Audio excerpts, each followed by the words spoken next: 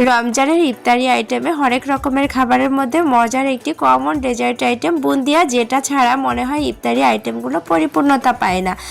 এমন মজার ডেজার্ট আইটেমটি যদি ঘরে তৈরি করা যায় তাহলে অনেকটা হেলদিও হয়।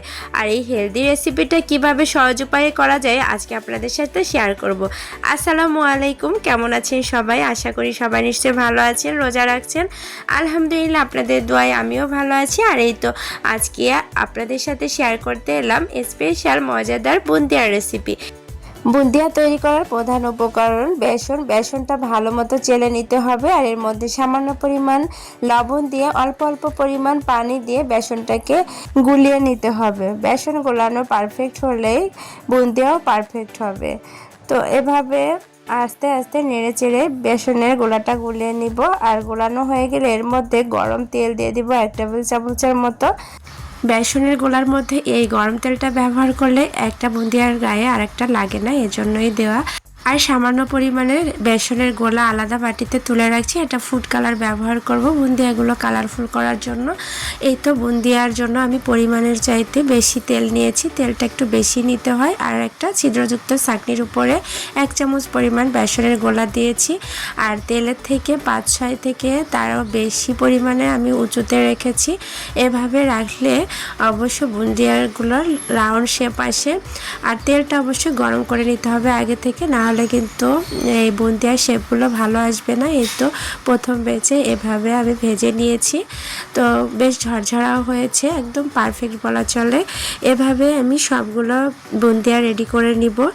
আর পরবর্তীতে সেম প্রসেসিংয়ে আমি এই বুন্দিয়াগুলো ভেজে তুলে নিলাম। আর এই তো বাটিতে যে বেসনের গোলাটা তুলে রেখেছিলাম যার মধ্যে দিয়ে দিলাম ফুড কালার। এখানে পরিমাণ মতো দিলেই কালারটা চলে আসে। সেমভাবে এই তো এই যে কালারফুলগুলো তৈরি করে নিলাম একসাথে। দুইটা মিলিয়ে বেশ সুন্দর লাগছে দেখতে, বেশ কালারফুল লাগছে। আর এগুলো দেখলে বোঝা যাচ্ছে কতটা ঝরঝরা এবং পারফেক্ট হয়েছে। এখন চলে যাচ্ছি শিরা তৈরি করার উদ্দেশ্যে। শিরার জন্য এখানে নিয়ে নিচ্ছি যে পরিমাণ, অর্থাৎ যে কাপটা মেপে আমি বেসন নিয়েছিলাম সেই কাপের সেম পরিমাণ চিনি নিয়ে নিচ্ছি। আর নিয়ে নিব 1 কাপের মতো পানি। পানিটা দিয়ে জাস্ট জাল করার জন্য, চিনিতে তো পানি গলেই। এখন ফ্লেভারের জন্য দিয়ে দিলাম 2টা তেজপাতা। আর বুন্দিয়াগুলো যাতে ঝরঝরা হয় সেজন্য চিনির শিরার মধ্যে 1 পিস লেবু চিপড়ে দিলাম। আর যখন বলক চলে আসবে চিনির শিরাটার, তখন সামান্য পরিমাণে কেওড়া জল দিয়েছি ফ্লেভারের জন্য। আর চুলাটাকে বন্ধ করেই আমি দিয়ে দিলাম বুন্দিয়াগুলো। কয়েকবার বলক আসার পরেই চুলাটাকে বন্ধ করতে হবে। এখন এই তো বুন্দিয়াগুলোকে ভালো মতো নেড়ে চেড়ে উল্টে পাল্টে কিছুক্ষণের জন্য ঢাকনা দিয়ে ঢেকে রেখে দেব। কয়েক ঘন্টা রাখলেও কোনো প্রবলেম নাই। এরপর কতক্ষণ পরে ঢাকনাটা খুলতেই বোঝা যাবে একদম বুন্দিয়াগুলো পারফেক্ট হয়েছে, ভেতরটা রসালো, উপরটা একদম ঝরঝরা। তো এভাবে পারফেক্ট যদি বুন্দিয়া ঘরে তৈরি করতে চান এই রেসিপিটা ফলো করতে পারেন। আমার রেসিপিটা কেমন লাগলো অবশ্যই জানাবেন।